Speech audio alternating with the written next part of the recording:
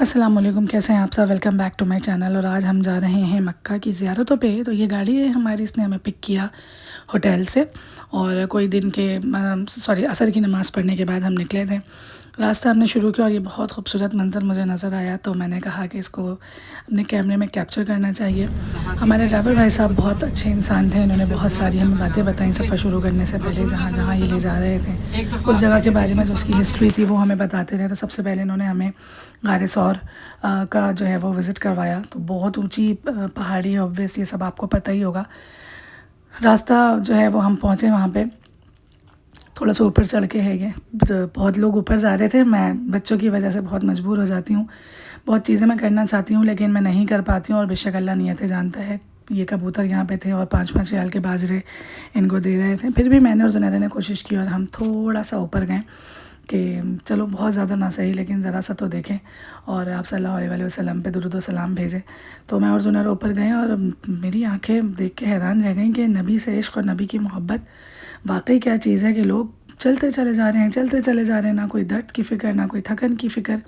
واقعی میرے نبی کی محبت ایسے ہی ہے۔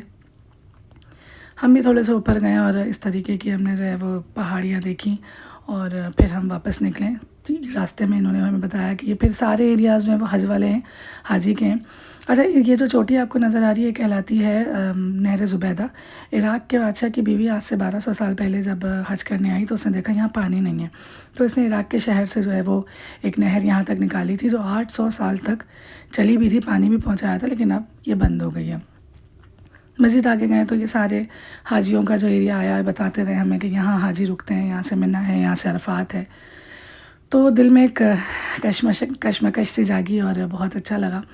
نیکسٹ اسپاٹ ہمارا تھا جی یہ جبل رحمت۔ یہ وہ جگہ ہے جہاں حضرت آدم علیہ السلام و بی بی حوا کو پہلی بار ملوایا تھا زمین پہ اتارنے کے بعد۔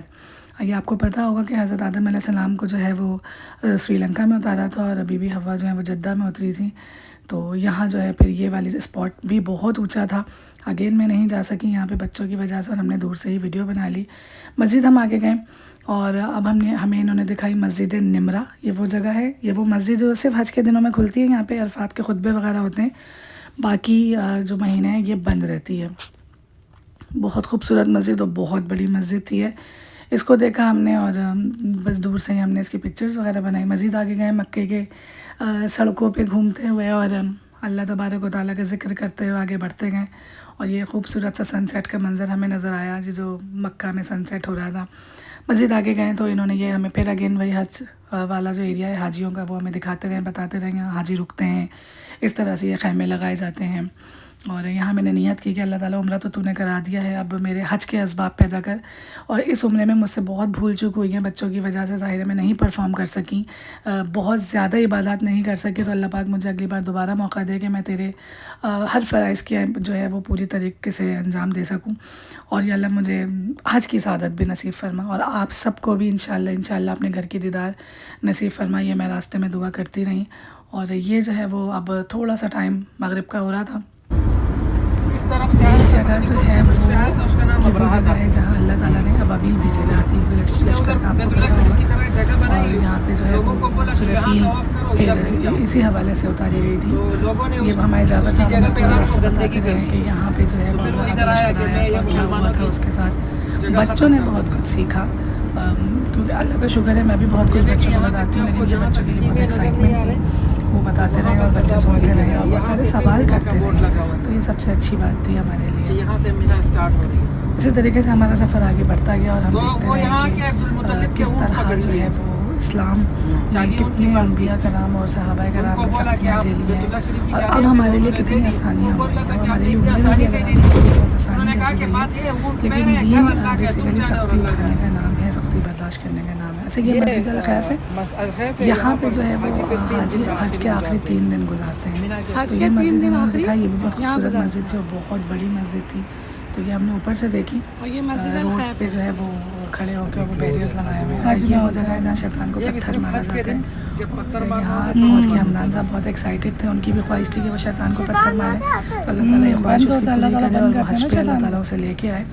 مزید آگے آئے تو اچھا اب مسجد ڈھونڈ رہے تھے ہم لوگ، کیونکہ مغرب کا ٹائم تھا، نماز پڑھنی تھی، تو ایک مسجد ہمیں ملی اور عورتوں کی الگ جگہ تھی، مردوں کی الگ جگہ تھی. ہم نے وہاں پہ نماز مغرب ادا کی. اور اب انہوں نے یہ دکھائی ہمیں مسجد جن. بچوں کا سوال یہ تھا کہ جن، مسجد جن مطلب یہاں پہ کیا جن ہوتے ہیں؟